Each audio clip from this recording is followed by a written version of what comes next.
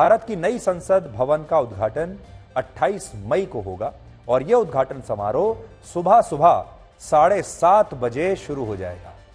सुबह 7:30 बजे से 8:30 बजे तक हवन होगा, धार्मिक अनुष्ठान किए जाएंगे जिसमें लोकसभा स्पीकर ओम बिरला, उपराष्ट्रपति और प्रधानमंत्री नरेंद्र मोदी स्वयं मौजूद होंगे।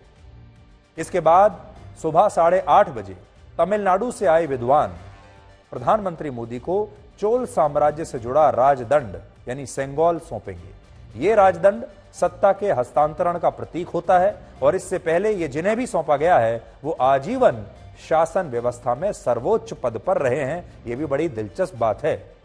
इससे पहले यह सौंपा गया था पंडित जवाहरलाल नेहरू को।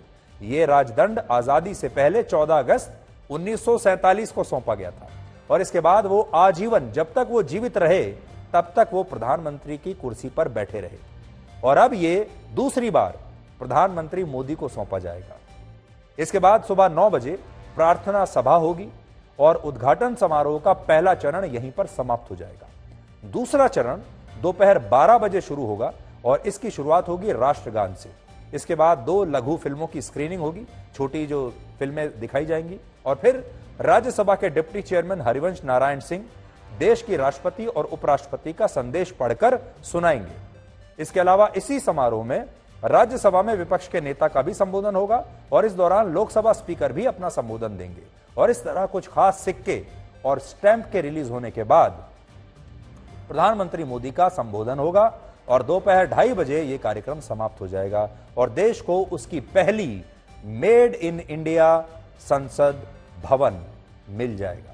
इससे पहले जो संसद भवन हमारा था वो तो हमें अंग्रेजों ने दिया था, लेकिन अब पहली बार ऐसा होगा कि जब हम अपने बनाए गए संसद भवन में हमारी संसद बैठेगी। आज आपको यह भी पता होना चाहिए कि 96 वर्ष पहले वर्ष 1927 में जब भारत की मौजूदा संसद भवन का उद्घाटन हुआ था, अंग्रेजों ने इसे बनाया था, अंग्रेजों ने ही उद्घाटन किया था, अंग्रेजों का शासन था तब इस उद्घाटन समारोह में कौन कौन आया था जानना चाहेंगे आप? और इस संसद भवन का उद्घाटन किसने किया था? इस विषय पर ज्यादा जानकारी इकट्ठा करने के लिए आज हमने एक पुस्तक का अध्ययन किया है जिसका नाम है new Delhi making of a capital.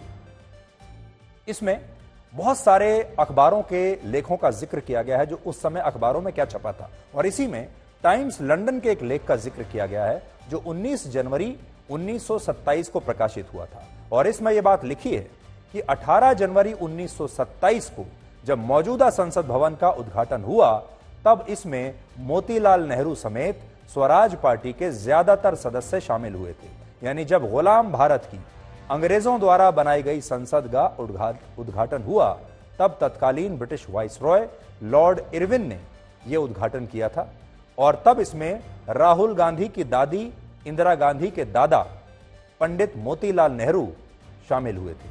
लेकिन आज मोतीलाल नेहरू के बेटे की बेटी के बेटे का बेटा यानी राहुल गांधी नए संसद भवन का विरोध कर रहे हैं। मैं आपको पढ़कर बताता हूं कि इस पुस्तक में क्या लिखा हुआ है और देखिए इसमें लिखा है noticeable among the large body of members of the Indian legislature on the left of the throne were the white clad Pandit Motilal Nehru and others.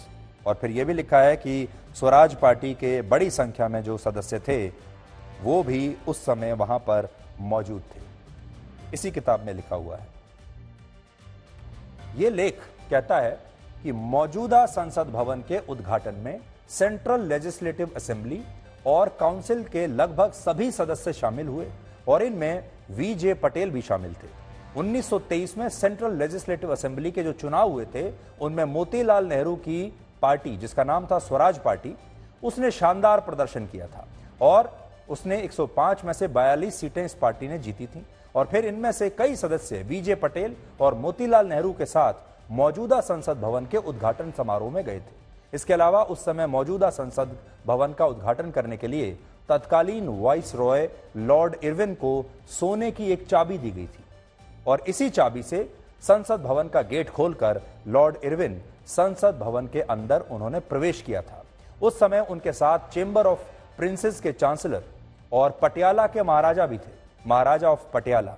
Motilal Nehru की स्वराज पार्टी के सह संस्थापक वीजे पटेल थे और काउंसिल ऑफ स्टेट्स के अध्यक्ष एच.एम. स्मिथ भी उनके साथ तब थे। और ये उस समय के तमाम जो लेख हैं उनमें लिखा हुआ है।